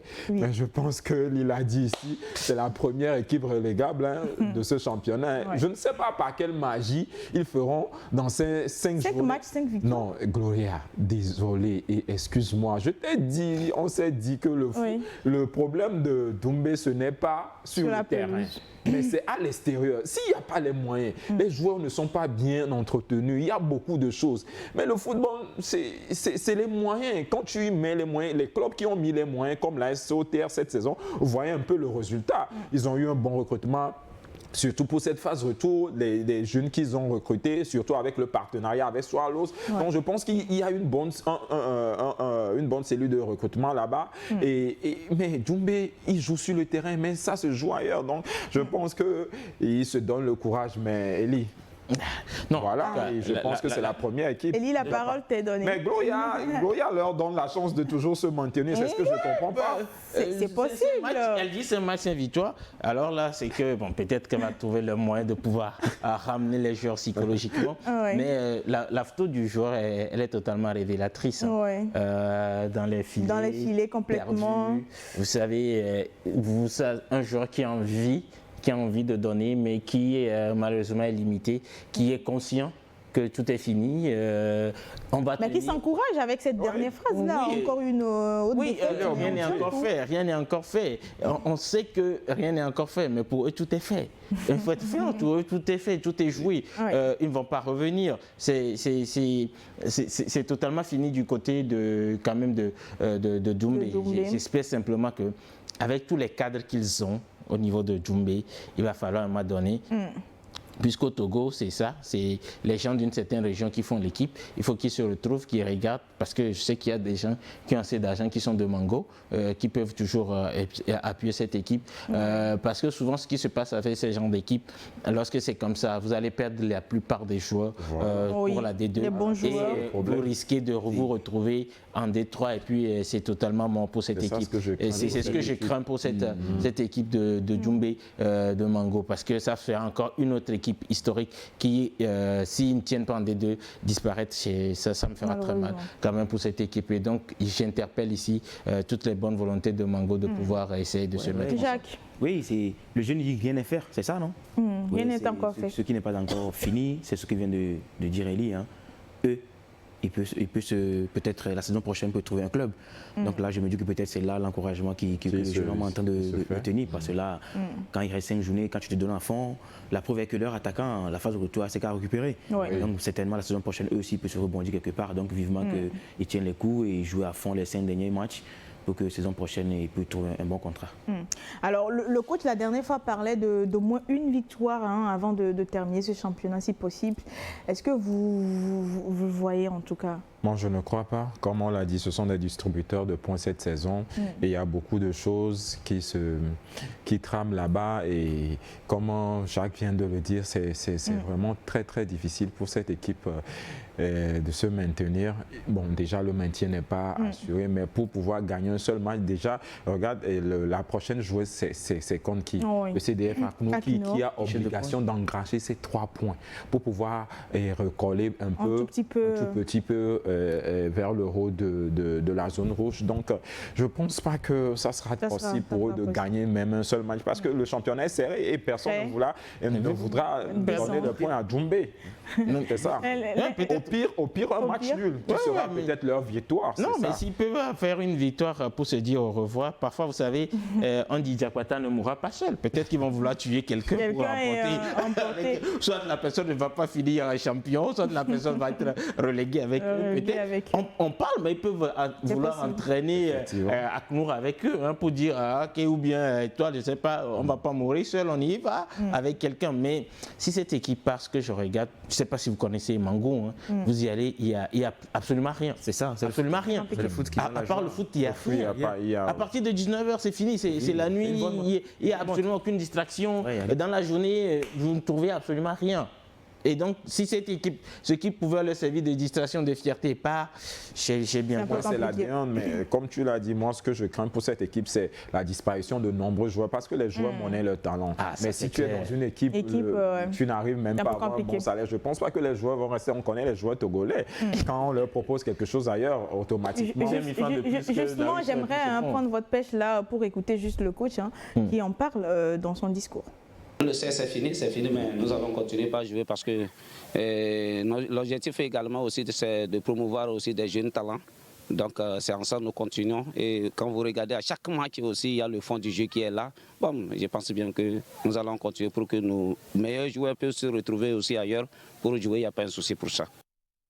Il n'y a rien de plus beau que ça. Ouais, Il n'y a rien de plus beau c'est la d'être conscient. politique et la formation à Doumbé. Donc là, tous les matchs à fond, c'est ce qu'il vient de dire. Il n'y a rien de plus beau. Il n'y a rien de plus beau que ça. D'autres clubs la saison prochaine, parce que les jeunes en ont besoin. Ils en ont besoin. C'est tout le mal que pouvait leur souhaiter. Oui, c'est tout le mal qu'on peut leur souhaiter parce qu'à côté, ils peuvent descendre à Kara, il y a deux clubs, ils peuvent venir à Lomé. Oui, à Soukodé. Je pense que, quoi qu'on dise, à la fin, même s'il y a certains qui sont sous contrat, je crois que Doumbé sera obligé de faire mieux avec les clubs que de les libérer de leur contrat. J'en venais, malheureusement, tous ne peuvent pas retrouver d'autres clubs. Ça serait un peu compliqué pour certains joueurs qui peut-être devront raccrocher. Oui, même s'ils ne trouvent pas de meilleurs clubs en première division, il y a d'autres clubs en deuxième division qui ont des ambitions où ils peuvent toujours jouer. Ou alors, il va falloir restructurer ce club, avoir un autre président avec une autre vision qui se dit nous allons en D2, mais nous faisons maximum 2 saisons, nous revenons, nous avons tel plan. Et là, ils peuvent garder les joueurs. Mais si ça reste en l'état actuel, je pense que le mieux serait de donner des joueurs qui ont des talents à d'autres clubs, même si c'est à titre gratuit, donner penser à l'avenir des joueurs. D'accord. Alors, d'une page à une autre, on parle maintenant de la page Africa Didi qui a stipulé ceci dans son écrit. Après les internationaux togolais Evra Agbagnon et Bruno Avotor, l'AS OTR tient son nouvel attaquant qui n'est autre que le Ghanéen Abdul Rahman Mohamed, qui est déjà à 7 buts en 8 rencontres. Est-ce qu'on pourra dire qu'il est arrivé en mi-saison? C'est vrai qu'il est arrivé en mi-saison, mais est-ce qu'on pourra dire qu'il remplace peut-être valablement, pourquoi pas entre guillemets, Avotor Bruno? Mais quand on regarde les stats, je crois que ça part pour lui. 7 buts en 8 matchs, en 7 titularisations, ça fait banalement un but par match. Si vous vous souvenez, déjà à l'intersaison ici, avec Kenyeni Sebabi, je disais le problème de l'AS OTR, c'était le fait de ne pas pouvoir marquer parce qu'ils avaient perdu Avotor. Ils n'ont pas pu remplacer Bruno Avotor. Qui est un peu vous connaissez, on n'a plus le même surnom de l'Est Togo. Ça, c'est totalement, il est devenu un comédien sur TikTok. Donc aujourd'hui, on a celui-ci, le Ghanéen Abdourahmane, et ça fait la différence aujourd'hui, ce qui permet à l'AS OTR de gagner plus de matchs, d'avoir plus de continuité dans ces matchs. Et donc un attaquant, c'est toujours bénéfique, un vrai neuf qui s'est marqué, parce que je pense, même s'il avait 7 buts en 8 matchs, je pense qu'il doit s'approcher déjà des meilleurs buteurs. Exactement, j'en venais, le meilleur buteur est à 7 buts, il talonne déjà le meilleur buteur, alors qu'il est venu en mi-saison, ça veut dire que c'est quand même un bon joueur. Oui, je pense que déjà l'arrivée de l'entraîneur ghanéen jouait sur sa venue quand même. C'est un entraîneur ghanéen qui est au commandement de la STR. Et notons que ce joueur a joué la Coupe des Confédérations. Il a joué 40 matchs en Coupe 40 matchs la saison passée. C'est énorme. Donc je pense qu'il a l'expérience et puis déjà avec son entraîneur, en plus qu'il parle la même langue, ça a facilité son intégration. Et surtout, comme l'auteur il a même fait un doublé contre Doumbé la dernière fois. Contre Doumbé quand même, il devrait faire ce doublé. Désolé. Donc je pense qu'avec tout l'effectif de la STO qui se base plus sur les jeunes cette saison, ça lui a permis d'être en confiance. Même depuis la saison passée, c'est la continuité, c'est la jeunesse. Oui, la jeunesse. La STO ils ont gardé pratiquement tous leurs joueurs, sauf ceux qui sont partis à l'extérieur. Et pour moi, c'était pour leur jeu, c'était important d'avoir un attaquant de pointe qui est en fixation que de jouer avec les faux neufs entre-temps. Ils n'en avaient pas de peu à Avotor. Et là, ils retrouvent cette efficacité, ce buteur. Peut-être c'est de bonne guerre. De toute façon, ça met la puce à l'oreille aux autres équipes qui sont plus attentifs sur ce joueur et qui libèrent de l'espace un peu aux autres joueurs. Il doit pouvoir profiter pour faire du yamal, en fait. Et déjà, quand on voit un joueur comme ça qui arrive à vraiment faire ses déplacements ou arrive à vraiment faire cette différence-là dans une rencontre, ce sont des joueurs vraiment à mieux aider, à mieux pour qu'ils soient vraiment dans un bon cocon, pour mieux donner ce qu'ils ont à donner. Oui, si un joueur arrive à la mi-saison, il a déjà planté 7 buts en 8 rencontres. Imaginez s'il jouait la championnat. Il avait déjà commencé le championnat. Il va mettre tellement la barre très haute. Donc, comme vous venez de le dire, OTR a trouvé un attaquant qu'il fallait pour peut-être finir champion du championnat cette saison. Et la suite? Ça va faire bizarre si il finit meilleur buteur de ce championnat. Pour moi, d'ailleurs, bizarre c'est possible. Oui, c'est possible, c'est largement possible. Et là, le problème que nous avons au Togo, même quand vous prenez jusqu'à l'équipe nationale, c'est ça. C'est le Nous n'avons problème pas de finition, on n'a même pas de buteur. Surtout cette saison, c'est trouver les bons attaquants au Togo. Non, mais dans l'histoire, quand vous prenez le meilleur buteur, c'était Plaka sur une saison, 17 buts. 17 buts. Et c'est fini. Et c'est fini. Derrière, après Fodo là-bas. Non, il y avait Kwatumbi. Il y avait Kwatumbi Ah oui, il n'y a pas eu 20 buts. Il n'y a pas eu 20 buts. Donc vous comprenez, sur une saison. C'est notre problème. Un joueur n'a pu peut-être en moyenne avoir un but par match sur toute une saison. Effectivement. C'est difficile. Vous n'allez pas avoir un attaquant qui s'approche véritablement de 1 but par match sur une saison. Le ratio va se retrouver à 0,40, 0,50. Si ce n'est un voteur qui a fait ça, donc c'est très difficile de trouver les attaquants au Togo. Et malheureusement, les entraîneurs optent pour la philosophie des entraîneurs espagnols qui jouent avec les faux neufs. Et pour moi, pour jouer avec un faux neuf, c'est toujours difficile. Les autres entraîneurs ont compris qu'il faut jouer toujours avec un neuf fixe pour pouvoir engranger les résultats, gagner les matchs et autres. Donc, je pense que la COTA a fait un très bon recrutement et je le souligne toujours que la COTA aujourd'hui a une bonne cellule de recrutement. Alors, vous parlez tout de suite des attaquants qui sont malheureusement pas impactants. La faute à qui? Je pense à la formation. À la formation. C'est à la formation. Je parle de ça. C'est très simple. Quand vous prenez tout ce qui est académie ou qui vont vous dire on a école de foot ici ou bien on joue dans le quartier, qui apprend à un attaquant à faire des déplacements et comment faire des appels. C'est-à-dire, vous allez voir même nos attaquants. C'est difficile de voir un attaquant faire un appel sur une courbe au Togo. Quand tout le monde va, on fait piouf. Et position d'enjeu. C'est compliqué. Moi, je dis c'est la formation. C'est tout cela, non seulement cela, les joueurs, parfois je me demande, nos joueurs, quand ils s'asseyent pour regarder la Ligue des Champions, qu'est-ce qu'ils retiennent? Non. Elie, je te coupe là. Que ce soit nos entraîneurs, que ce soit nos joueurs, on n'apprend rien. Jusqu'à nos arbitres, je l'ai décrié ici, on n'apprend rien. Tu l'as dit, tu viens de le dire. Est-ce qu'ils regardent d'abord? Non, ils regardent. Il regarde.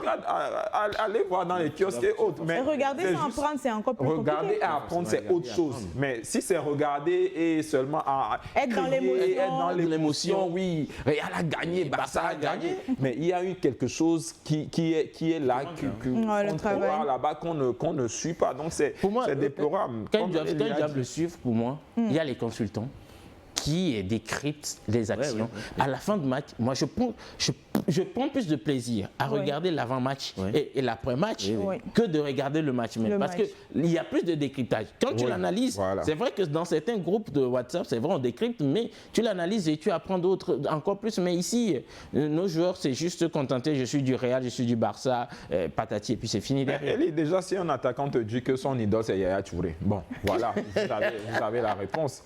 Jacques, j'ai menti. Un attaquant. Yaya, c'est un milieu quand même. Son idole, c'est Yaya Touré. Donc, il a dit. Donc, juste va pour le nom, alors que il faut s'adapter en tout cas à quelqu'un qui peut.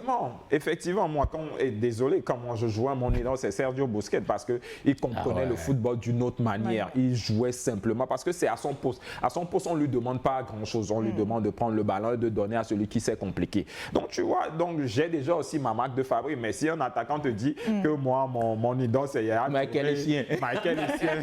C'est difficile. Mais Laurie, je vais encore réitérer. Oui, allez-y. Il fallait qu'on remette une politique sportive du football à la base. C'est tellement important pour avoir ces pépites, pour avoir les finitions, pour avoir tout ce que vous venez de dire, la formation. Il faut que tout ça.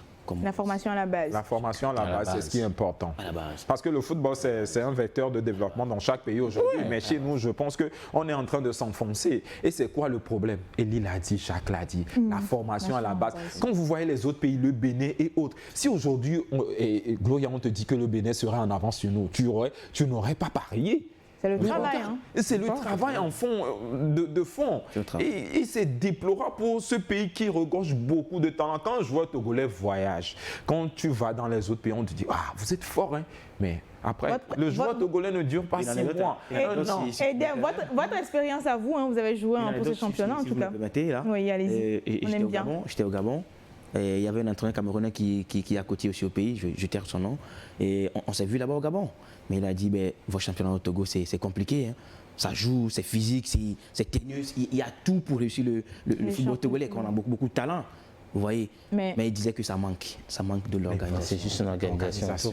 C'est juste un manque de volonté à tous les niveaux. Les infrastructures, c'est très important. Désolé, mais notre ex-capitaine numéro 4 à débat, on a dit, pour professionnaliser ce championnat, on a besoin d'infrastructures. Comment on peut jouer un championnat avec 4 terrains? Désolé, c'est difficile. Au Bénin, ici, il y a 22 terrains. Mais aujourd'hui, ça augmente toujours. Donc, il y a déjà de la on sent de la rage, on sent... Comment est-ce que, soyons francs, même Newald, quand vous montrez les images du stade de Bossimi, est-ce que vous êtes fiers de dire c'est un stade sur lequel on pratique? D'ailleurs, vous ne faites même pas le direct sur ce stade. Parce que vous savez que ce n'est pas les conditions ne fait pas de direct sur certains stades parce que vous savez que c'est un jeu de patate. Ce n'est pas les conditions pour jouer. Aujourd'hui, je suis désolé, qui connaissait la Mauritanie dans le football? Mais la Mauritanie fait des cannes. La Mauritanie est allée en quart de finale dans une canne à 24, où le Togo n'est même pas encore allé depuis qu'on est passé à 24. On peut comparer la Mauritanie et le Togo. Mais une équipe qui a participé à la Coupe du Monde. Oui. Bon, désolé, mais c'est triste. C'est depuis 2006, hein. Après, il y a derrière que ça travaille. C'est ça, parce que je pense que toutes les équipes qui ont participé à la Coupe du Monde, il y a eu un suivi. Mais chez nous, je pense que la Coupe du Monde nous a servi à dégringoler. Non, parce que finalement... Je vous vois vous envoler, vous... Non, si vous permettez une minute, c'est parce qu'on se dit... Oui, 30 secondes. Aujourd'hui, le joueur togolais ne vaut absolument rien lorsque vous le mettez sur le continent. Parce que nous n'avons pas de club qui joue en Coupe continentale. Nous n'avons pas d'équipe nationale en CAN, à la CAN, de sorte que quand on présente un joueur togolais, un joueur ghanéen, tout le monde regarde. Une valeur absolue. Oui, une valeur absolue de ce joueur, c'est triste. C'est malheureux. On va revenir un tout petit peu dans cette rencontre et on va revenir avec ce recrutement de ce joueur-là et on va écouter le coach également qui donne son avis par rapport à son joueur. Le départ des Avotor nous a beaucoup fauché. Mais si vous vous rappelez, je ne sais plus quelle journée, mais j'ai dit un Avoteur parti, 2 Avoteurs vont se présenter. Mais il a fallu un peu du temps pour que ça se réalise. Mais aujourd'hui, vous voyez, actuellement, et si je ne me trompe pas, notre joueur Rahman, il est à 7 buts. Mais un joueur qui est venu en phase retour, conquérit déjà 7 buts. Et le leader aussi a déjà 7 buts dans la phase aller-retour. Donc vous voyez qu'un boulot est fait et s'il plaît à Dieu jusqu'à la fin, les résultats vont tomber positivement pour nous. On attend le deuxième avocat. On attend le second. Et il a dit quelque chose. Oui. Qu'est-ce qui s'est passé? Il y a eu les moyens, mais est-ce que Doumbé pouvait recruter ce joueur? Mais l'OTA a mis les moyens, donc le football c'est les moyens. Donc déjà recruter un joueur qui a joué 40 matchs de l'autre côté, qui a joué la Coupe des Confédérations, qui a marqué des buts, il faut mettre les moyens pour pouvoir trouver cet avantage. Je pense qu'ils l'ont trouvé et félicitations à eux. Quand il y a les moyens, tout marche. C'est ça, s'il y a les moyens. Et puis, les moyens, heureusement, de l'autre côté, c'est peut-être ils se sont adaptés aussi au profil du joueur par rapport à leur technique de jeu, ce qui permet aux joueurs de se mettre... Ils connaissaient le problème. Oui, le problème, ils sont allés chercher le joueur qui puisse les aider à résoudre ce problème. Parce que je me souviens, Asco allait chercher un attaquant libérien, là, Saka, Terry Saka, mais qui n'a absolument rien donné parce que le système du joueur ne répondait pas. Mis en place du côté de Asco. Même il était là la dernière fois lorsque le Togo a joué contre le Libéria, il était titulaire. Mais de ce côté du Ghana, d'autant plus qu'on l'a dit, ils ont un entraîneur ghanéen qui est forcément à faciliter l'intégration parce que c'est leur secrétaire qui jouait contre quelle équipe là? Et l'entraîneur a dit, ils parlaient tous anglais sur le terrain. Unisport. Donc ça les a déroutés. Et donc peut-être les autres ont compris, give me the ball, tout ça leur a permis aujourd'hui de s'intégrer et puis de pouvoir avoir ces buts. J'adore cette phrase. En parenthèse, on va donc évoluer, cher monsieur, avec la prochaine journée, c'est-à-dire la 22e avec des rencontres. Le CDF Akno qui va jouer Doumbé. AS OTR Asco, ASK Étoile Filante, l'AS Bina en temps 2, Gomido, AS OTR, Gomido Tambo, pardon, Barracuda Espoir, Golossou, Unisport. Jacques, Aknour Doumbé, comment vous sentez cette rencontre? Doumbé, c'est rien à gagner d'avance, ça doit jouer, ça va se jouer jusqu'au bout. Ça va se jouer jusqu'au bout parce que là, je me dis que si des fois nous aussi a besoin de 3 points, l'autre aussi a besoin peut-être d'une victoire pour l'honneur. Donc là, ça va se jusqu'au bout. entre l'honneur et... Mais tu préfères l'honneur. Mais tu veux la victoire de Doumbé. Je pense que la victoire de Doumbé arrange mieux l'Étoile filante. Moi, je préfère m'attarder sur le match de la CK l'Étoile filante. Oui, allez-y. C'est un très bon match, c'est un gros match. C'est un gros match qui, quand on sait que deux équipes joueuses, quand on sait que ACK a perdu l'aller 3-2 avec une situation rocambolesque. En tout cas, Samuel Gaël a dit qu'ils ont leur destin en main, donc ils s'en foutent un tout petit peu des autres rencontres qui se jouent à gauche et à droite. Juste se camper sur votre rencontre. C'est un match qui va se disputer jusqu'au bout. D'accord. Vivement que la route soit bonne. D'accord. On espère pour vous. Je vois ton sourire, hein, Jacques. Mais je dis rien. Je préfère me taire. On le fera. On le fera en off. L'AS OTR Asco également, ça sera une rencontre peut-être prenable pour OTR.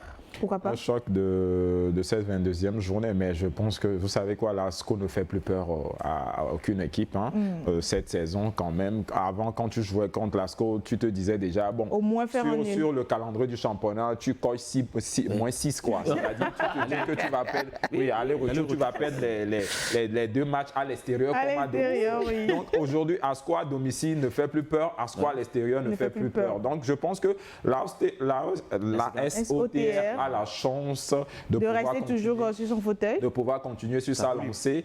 Et s'ils abordent bien ce match sans pression toujours, ils abordent les 5 derniers matchs comme ils continuent. Je pense que la SOTR peut faire un bon résultat sur ce match contre l'ASCO. Elle est sur cette même rencontre, OTR Asco. OTR Asco, c'est le match de la confirmation pour quand même l'AS OTR pour moi. Si l'AS OTR arrive à prendre les 3 points de ce match, ils vont totalement se libérer, se créer une voie d'or, avoir plus de confiance vers le titre, le premier depuis qu'ils sont devenus AS OTR.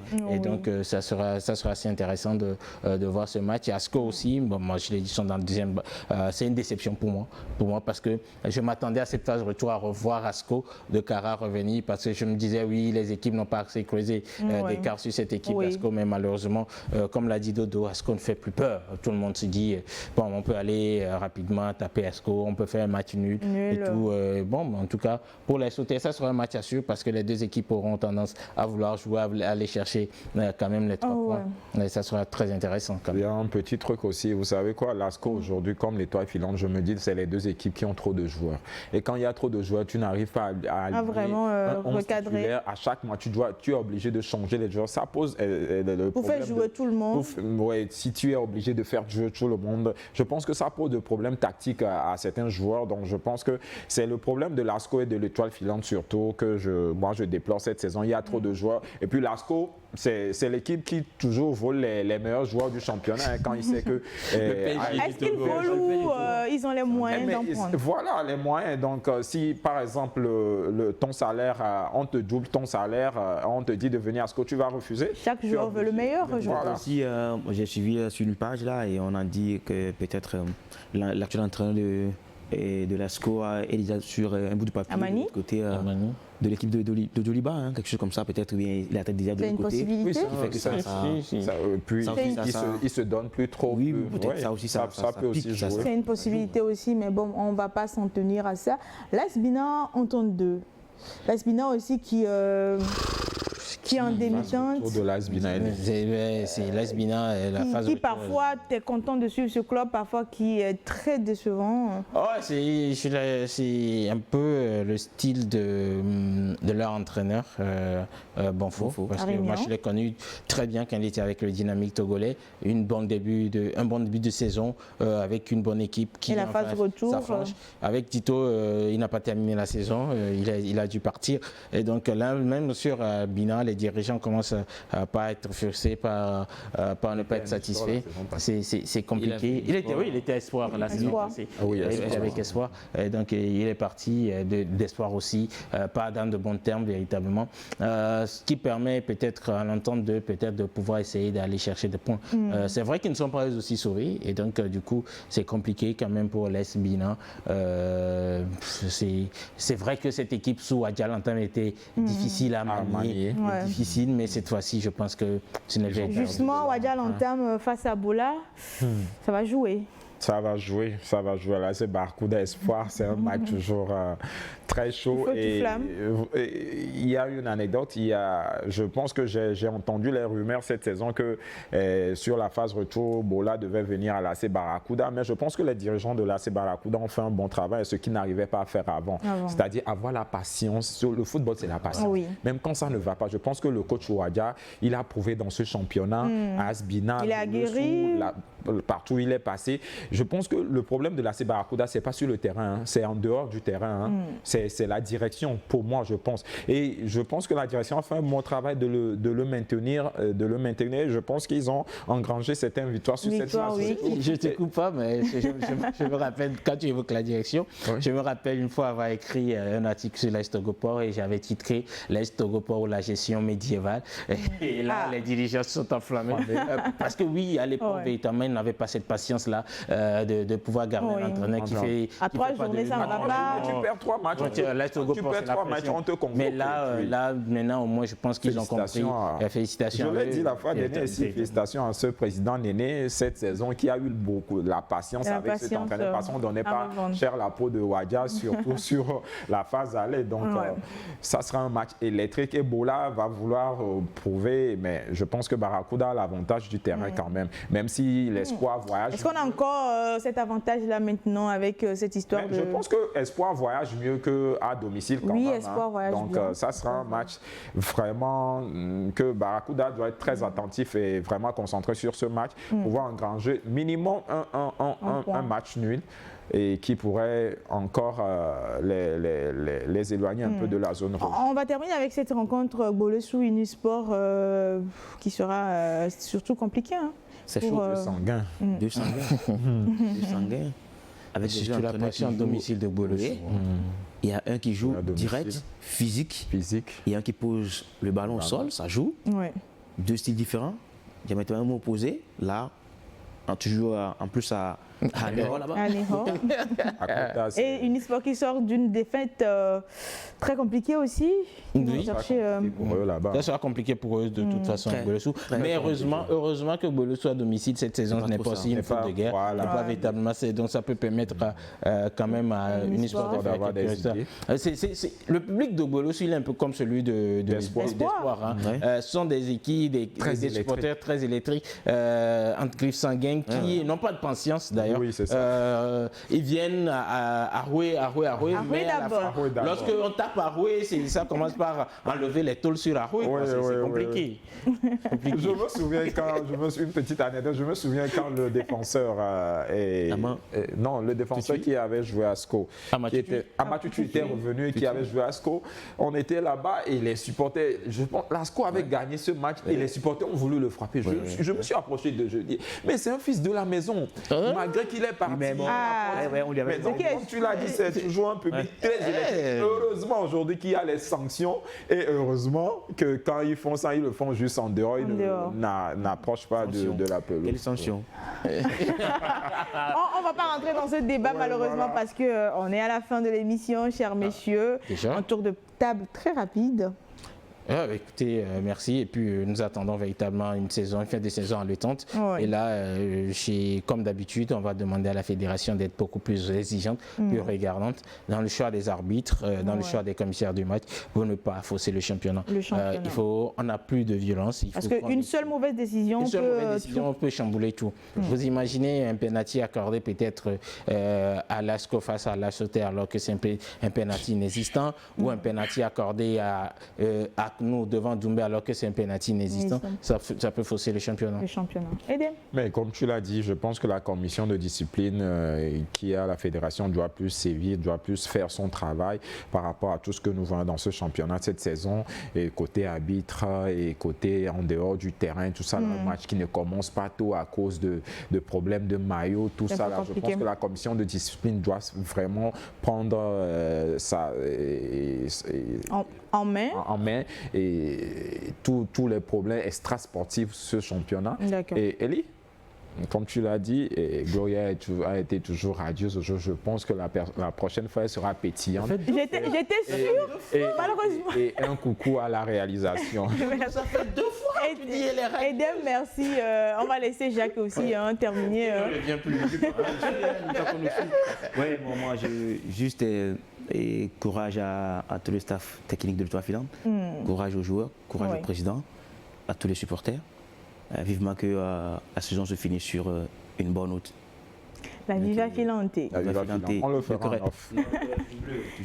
Ok, merci alors pour la fin. Le cœur il est bleu, mais il faut arranger le terrain. Le corps est toujours... aussi arranger le terrain de Beniglato un peu, c'est important.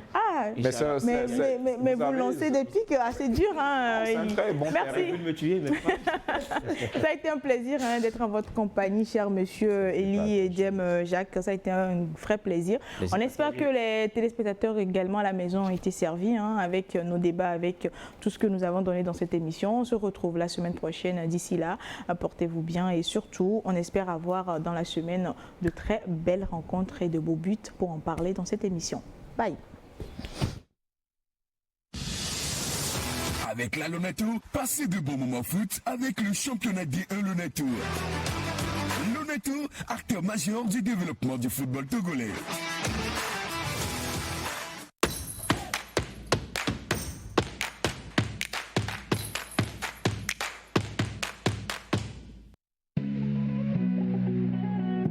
Un match de 90 minutes, un match d'évasion et de passion. Cette rencontre, à chacune des journées, des résumés, analyses, découvertes avec nos meilleurs consultants et acteurs du foot. Au début de la saison, je le suivais et il avait dit dans une interview que toutes les équipes sont battables. Aucun aspect ni secteur n'est épargné. 90 minutes D1 Lonato, la vitrine par excellence du championnat de foot togolais, tous les lundis à partir de 19h30 sur New World Sport 5 et New World Mix. Communiqué de la Lonato.